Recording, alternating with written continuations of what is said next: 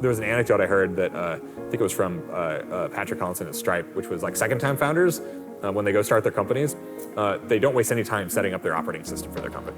Like within 1 year, they have all the key infrastructure pieces and all the key initial leadership hires that they need in place to start scaling, because they know they're going to need that stuff to scale anyway, so they just do it earlier. And I think as early founders, we just didn't know what we didn't know at that point. I want to transition the talk into raising money now, because you guys have a very unique story in terms of reaching profitability as well as raising money. So you went through YC, right? And then I believe you raised only like 1.3 million in total. Yep.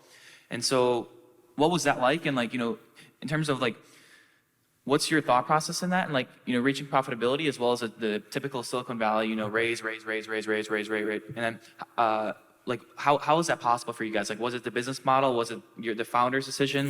How did that work out? How did that play out? Yeah, so the advice you typically get when you go through any startup accelerator is go to demo day, talk to as many VCs as you can, raise a bunch of money, and go follow the Silicon Valley playbook. We were going through YC, and we were really debating whether we wanted to follow that advice or not.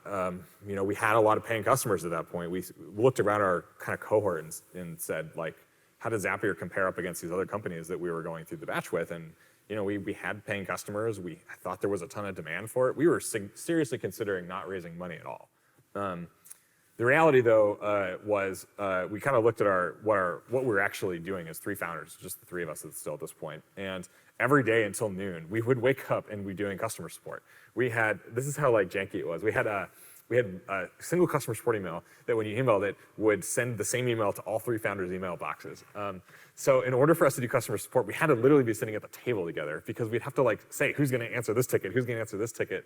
And we would spend half of our day just responding to customers and trying to again, the early feeling of product market fit, just keep up with this inbound volume. Finally, after lunch, we would be able to actually start building the product and making it better for people. That was pretty clear that that wasn't if we wanted to continue to scale and scale faster, we needed to fix that. We needed to reclaim more time in our schedules to be able to keep building the product and make the company better.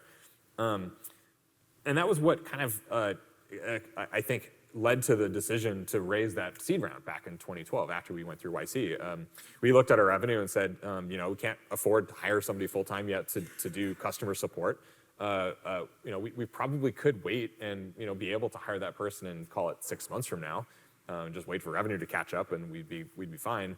But we decided, let's go a little faster. Let's go raise a small seed round and use that cash to inject into the company and go a little faster in the early days. As it turns out, it took us 6 months to hire somebody.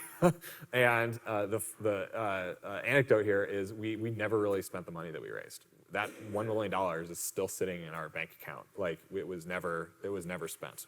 We got profitable before, and revenue caught up to be able to pay the salaries for the employees that we hired in the early days. That it didn't actually end up changing the trajectory of the company in any way. But the one thing it did was provide a bit of a psychological safety net for us to push forward down that route. So I think there is some value in saying okay, depending on how long things take or maybe revenue doesn't catch up, it does give you a little bit of that safety net. So yeah, I think that was probably the biggest utility of that money in the early days, was it just kind of let us say, okay, we can make a faster decision here and we can scale a little bit faster. But we kind of had I think the internal confidence that revenue was going to catch up and that we would be able to not have to keep raising money in order to we'd be able to escape the VC treadmill, I think. And that ended up turning out true. So I always ask myself, if we were to go back in time, would we make the same decision again and raise the money again? I think we would. I think we would use the money probably smarter. If you're all first-time founders or starting a company or thinking about starting a company for the first time, it just takes a long time to learn how to run it, how to build a company. That's a slow process. You can speed it up a little bit by surrounding yourself with other people who've run companies before and try to model off of them to a certain degree. But there was an anecdote I heard that I think it was from Patrick Collinson at Stripe, which was second-time founders, when they go start their companies, they don't waste any time setting up their operating system for their company. Within 1 year, they have all the key infrastructure pieces and all the key initial leadership hires that they need in place to start scaling, because they know they're going to need that stuff to scale anyway, so they just do it earlier. And I think, as early founders, we just didn't know what we didn't know at that point.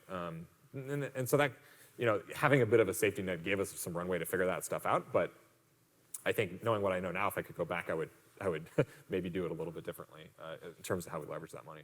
Right. In terms of because from the outside looking in, right, it looks like, Zapier from the very beginning looked like just another same sort of software startup, right?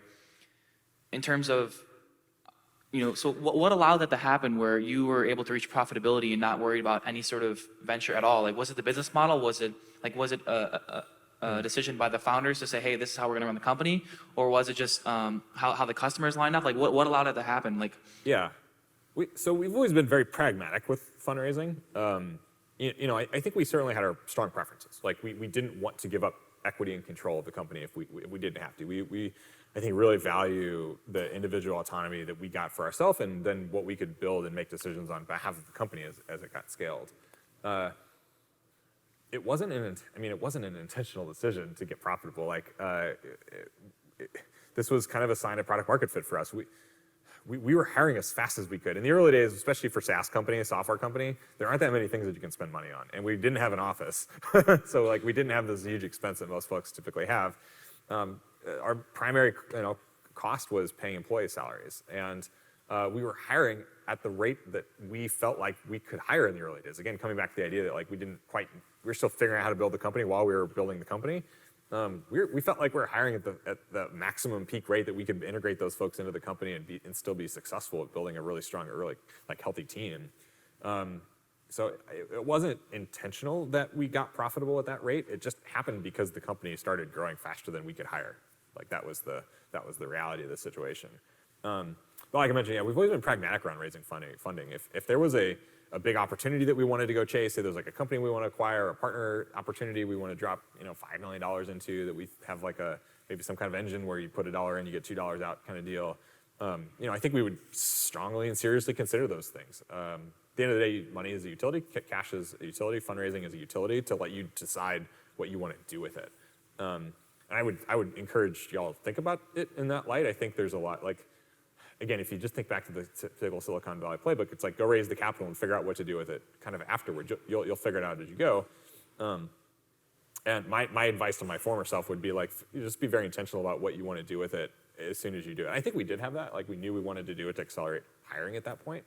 But having scaled the company, I think there's maybe other things that we could have learned and grown a little bit faster and done a little bit more intentionally in the early days. But yeah, I think that's kind of our view on raising funding is just make sure you know what you want to use the money for. Don't do it just because someone's telling you to.